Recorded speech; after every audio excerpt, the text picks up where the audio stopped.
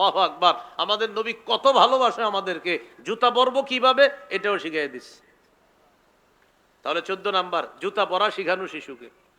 قال رسول الله صلى الله عليه وسلم لا تمشي في نعل واحد। নবীজি বলেন এক পায়ে জুতা পরে হাঁটবা না, এক পায়ে জুতা পরিধান করে হাঁটবা না।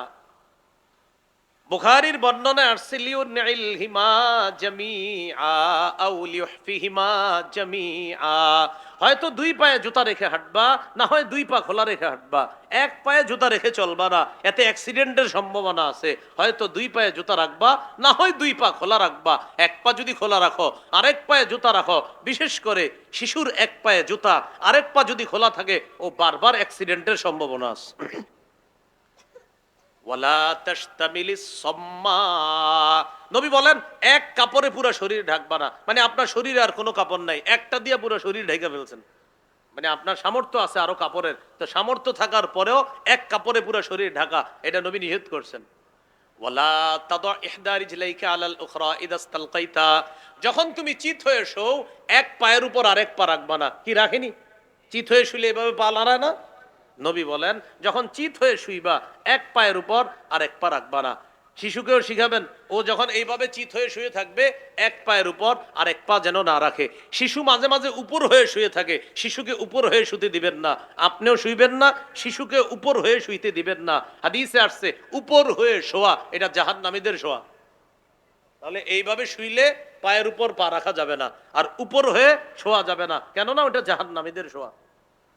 আল্লাহ আমাদেরকে কথাগুলো মনে রাখার তৌফিক দান করেন।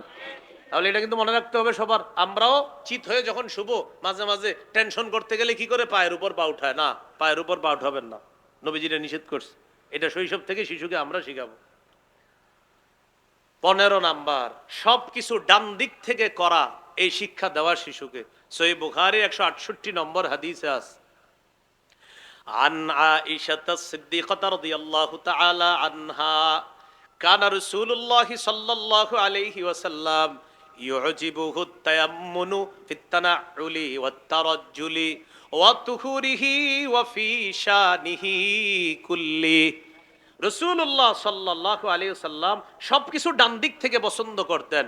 ফিত তানাউলি, তানাউল মানে জুতা পরা, ডান দিক থেকে পছন্দ করতেন।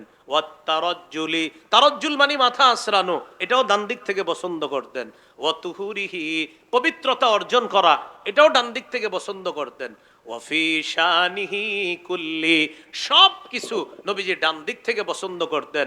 আমরাও সন্তানকে ডান শিখাবো। দেখবেন কিছু দিবেন, ও বাম হাত দিলে এভাবে মাথা নাড়াবেন, এবার ডান হাত শিখাবেন, পরে ডান হাত দিবে, এরপরে দিবেন। এইভাবে বারবার যদি বাম হাত দেয়, আপনি বারবার ওরে দিতে চাইবেন না। ও দেখবেন 2-3 দিন পরে এমন করবে, পরে ও নিজে এমন করবে। প্রথমে ও বাম হাত দিবে, দেওয়ার পরে ও এমন করবে।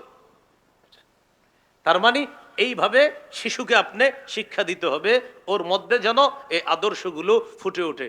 আল্লাহ আমাদের সকলকে মনে রাখার তৌফিক দান করেন। 16 নাম্বার গুরুত্বপূর্ণ অংশ, তাওহীদ শিক্ষা দেওয়া। কি শিক্ষা দেওয়া? সবাই একসাথে বলি, আল্লাহ এক, আল্লাহ অমুখাপেক্ষী, আল্লাহ জন্ম দেন না, আল্লাহ জন্ম নেন না, তার সমকক্ষ কেউ নেই। সকল সৃষ্টি আল্লাহর মুখাপেক্ষী। আল্লাহ তাআলা সৃষ্টির মুখাপেক্ষী নন, সময়ের মুখাপেক্ষী নন, স্থানের মুখাপেক্ষী নন, বরং সময়, স্থান, সৃষ্টি সব কিছু আল্লাহর মুখাপেক্ষী। এই কথাগুলা শিখিয়ে দেওয়া।